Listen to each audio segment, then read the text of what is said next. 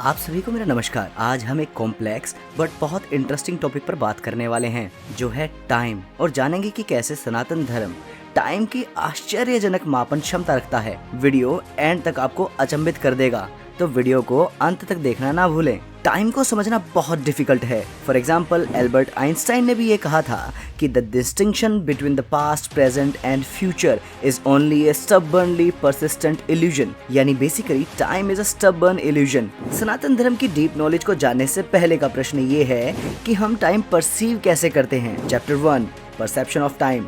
Suppose कीजिए कि ना आपके पास कैलेंडर है, ना घड़ी है, ना कोई ऐसा इलेक्ट्रॉनिक डिवाइस जो आपको टाइम एंड डेट बता सके, तो आपको टाइम का पता कैसे चलेगा? उत्तर है दिन और रात के बदलाव से, सूर्य की बदलती पोजीशन और मून की बदलती पोजीशन से। ध्यान दीजिए, दिन और रात हैं पृथ्वी की अपनी धुरी पर होने वाली साइक्लिक गति के कारण। ऐसे ही पूरा टाइम परसीव करने का तरीका पृथ्वी के साइक्लिक मोशन, नक्षत्रों के साइक्लिक अपीयरेंस और मून के साइक्लिक फेजेस पर आधारित है।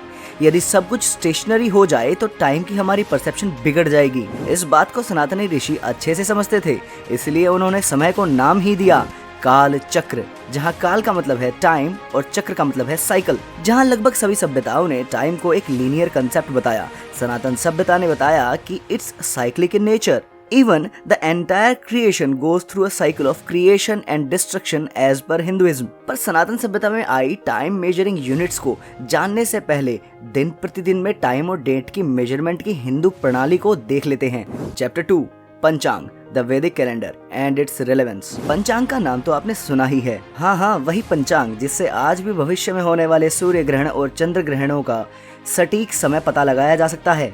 पर मोस्टली लोगों ने सिर्फ पंचांग का नाम सुना है, तो आइए पंचांग को ब्रीफली देखते हैं। पंचांग को समझने के लिए इस श्लोक पर ध्यान दें। तिथि वारम च नक्षत्रम योगा कारणमेव च यत्र तत्पंचकम स्पष्टम पंचांग तन्निगद्यते। अर्थात तिथि, वार, नक्षत्र, योग, कर्ण, इन 5 अंगों का जहाँ से सटीक ज्ञान प्राप्त हो वह पंचांग है। पंचांग के 5 अंग होते हैं। तिथि यानी डेट, ये मून के फेजेस से डिसाइड होती है। जैसे बढ़ते हुए चंद्रमा का 4th डे शुक्ल पक्ष की चतुर्थी कहलाएगा। जब भी चंद्रमा सूर्य के रिस्पेक्ट में 12 डिग्री मूव कर जाता है, तिथि चेंज हो जाती है। दूसरा है वार यानी डे, एक सूर्योदय से दूसरे सूर्योदय तक का समय एक वार होता है। नक्षत्र, अर्थ से सन और मून 27 में से जिस नक्षत्र में दिखाई दे उसका मेजरमेंट ही नक्षत्र है। योग, नक्षत्रों और ग्रहों के परस्पर संबंध को योग कहते हैं। कर्ण, योग के अनुसार अलग अलग कार्य करने के लिए अलग अलग समय निश्चित होता है, जिसे हम कर्ण के नाम से जानते हैं। ऐसा नहीं है कि केवल सनातनियों ने ही एक ऑब्जर्वेशनल कैलेंडर सिस्टम दिया था। अलग अलग सिविलाइजेशंस ने अपनी अपनी ऑब्जर्वेशन से कैलेंडर सिस्टम दिए थे, पर या तो वे सन बेस्ड होते थे जैसे प्रेजेंट सिस्टम, या मून बेस्ड होते थे जैसे इस्लामिक कैलेंडर। पर Hindu calendar system luni solar है, यानी चंद्रमा और सूर्य दोनों को साथ लिए चलता है। हिंदू कैलेंडर में एक मास 2 भागों में डिवाइड हो जाता है, कृष्ण पक्ष और शुक्ल पक्ष। अमावस्या के बाद से शुक्ल पक्ष और पूर्णिमा के बाद से कृष्ण पक्ष शुरू होता है। इस प्रणाली में एक लूनर ईयर हो जाता है 354 दिन, 8 घंटे और 48 मिनट का, जहाँ हर महीने में नंबर ऑफ डेज सिमिलर होते हैं, जो मून के एक साइकिल को डिनोट करते हैं। ऋग्वेद में मून को मेकर ऑफ मंथ्स कहा गया है। अब इक्वल मंथ्स का क्या यूज है? Present day Gregorian calendar system Pope Gregory 13 ने 1582 में दिया था। आज आप इसके इतने आदी हो चुके हैं कि इसकी ऑब्वियस सी कमियां आपको नजर नहीं आती। जैसे आपको हमेशा एक डिवाइस की जरूरत होती है। सिंपल ऑब्जर्वेशन की सहायता से आप कभी भी डेट और टाइम का पता नहीं लगा सकते। दूसरा, हर महीने में नंबर ऑफ डेज अलग अलग हैं, जिससे फाइनेंशियल और परफॉर्मेंस कैलकुलेशंस में बहुत डिफिकल्टी आती है। अब एक लूनर ईयर 354 दिन का है, सोलर ईयर और लूनर ईयर में 11 दिन का डिफरेंस है। यही रीजन है कि Islamic calendar over a period of time lag करने लग जाता है। एंशिएंट हिंदूज इस बात को समझते थे कि 62 सोलर मंथ बराबर होते हैं 64 लूनर मंथ्स के, इसलिए उन्होंने अपने कैलेंडर सिस्टम में हर 30 to 35 मंथ्स पर एक एक्स्ट्रा मंथ जोड़ दिया, जिसे आज आप अधिक मास या मणमास कहते हैं। इसकी एक्सप्लेनेशन और प्रेज अल-बिरूनी की बुक अल-बिरूनीज इंडिया में भी है, और यही ऑब्जर्वेशनल कैलेंडर सिस्टम इतना प्रबल था कि एक गडरिया सिर्फ ऑब्जर्वेशन के सहारे डेट, डे एंड टाइम जान लिया करता था। अब आपके पास बेसिक नॉलेज है परसेप्शन ऑफ टाइम की, तो आइए अब अचंभित होते हैं।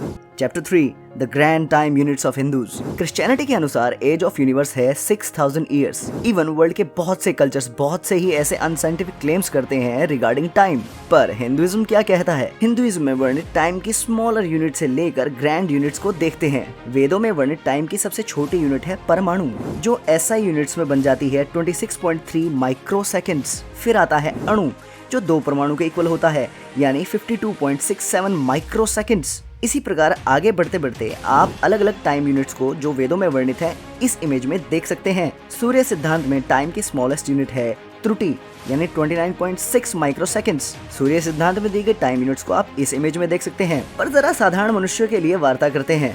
मनुस्मृति का ये श्लोक देखिए, निमेषा दश चाष्टो च काष्ठा त्रिंशतु तह कला त्रिशत कला मुहूर्त है स्याद होरात्रम तु तावतः, अर्थात 10 और 8 मिलाकर 18 निमेषों। निमेषों का मतलब है पलक झपकने में लगने वाला समय। इनको मिलाकर एक काष्ठा होती है। उन 30 काष्ठाओं की एक कला होती है। 30 कलाओं का एक मुहूर्त होता है, जो कि लगभग 48 मिनट का होता है, और उतना ही अर्थात 30 मुहूर्तों के एक दिन और रात बन जाते हैं। फिर चंद्रमा के कृष्ण पक्ष और शुक्ल पक्ष यानी मनुष्य का एक महीना, पितरों का एक रात और दिन बनता है। साल को भी 2 भागों में बांटा गया है। उत्तरायण जब सूर्य उत्तरी गोलार्ध में अधिक चमके, और दक्षिणायन जब सूर्य दक्षिणी गोलार्ध में अधिक चमके। ये उत्तरायण और दक्षिणायन यानी मनुष्यों का एक वर्ष, देवों का एक दिन बताया गया है। फिर युगों की बात आती है। अभी कलयुग चल रहा है, जिसे 4,32,000 मानव वर्ष का बताया गया है। इसे 2 गुना करें यानी 8,64,000 वर्ष, तो बनता है द्वापर युग, और 3 गुना करें तो 12,96,000 वर्ष का बनता है त्रेता युग, और 4 गुना करने पर 17,28,000 मानव वर्षों का बनता है सतयुग। इन्हें मिला दे तो 43,20,000 मानव वर्षों का एक महायुग बनता है। ऐसे 70 महायुगों का एक मानवावतार होता है। जब 14 मानवावतार मिल जाएं, तब एक कल्प बनता है, जो कि ब्रह्मा यानी क्रिएटर का सिर्फ एक दिन है। उतनी ही लंबी ब्रह्मा की रात्रि भी है। ब्रह्मा की जागृति से सृष्टि होती है और उसकी सुप्त अवस्था में एग्जिस्टेंस खत्म हो जाती है। ऐसा भगवत गीता में भी कहा गया है। यह श्लोक देखिए, अव्यक्तादव्यक्तः सर्वः प्रभवन्ते हरागमे रात्र्यागमे प्रलीयन्ते तत्रैवाव्यक्त संज्ञके, यानी संपूर्ण चराचर भूतगण ब्रह्मा के दिन के प्रवेश काल में अव्यक्त से अर्थात ब्रह्मा के सूक्ष्म शरीर से उत्पन्न होते हैं, और ब्रह्मा की रात्रि के प्रवेश काल में उस अव्यक्त नामक ब्रह्मा के सूक्ष्म शरीर में ही लीन हो जाते हैं। तो इन टोटलिटी हिंदुइज्म के अनुसार 8.5 बिलियन ईयर्स का एक साइकिल ऑफ क्रिएशन होता है। तभी तो कार्ल सैगन जैसे फेमस फिजिसिस्ट ने भी कहा है, the Hindu religion is the only one of the world's great faiths dedicated to the idea that cosmos itself undergoes an immense, indeed an infinite number of deaths and rebirths. It is the only religion in which the time scale corresponds to, no doubt by accident, to those of modern scientific cosmology. Its cycle runs from our ordinary day and night to a day and night of Brahma, that is 8.64 billion years long, longer than the age of Earth or the Sun, and about half the time since the Big Bang. तो हमारे सनातनी ऋषियों ने time को 26 micro second से लेकर 8.5 billion years तक के स्केल पर मापने की अद्भुत क्षमता दिखाई। आज से हजारों वर्ष पूर्व इतनी छोटी और इतनी बड़ी संख्याओं की कल्पना करना भी अपने आप में आश्चर्यजनक है।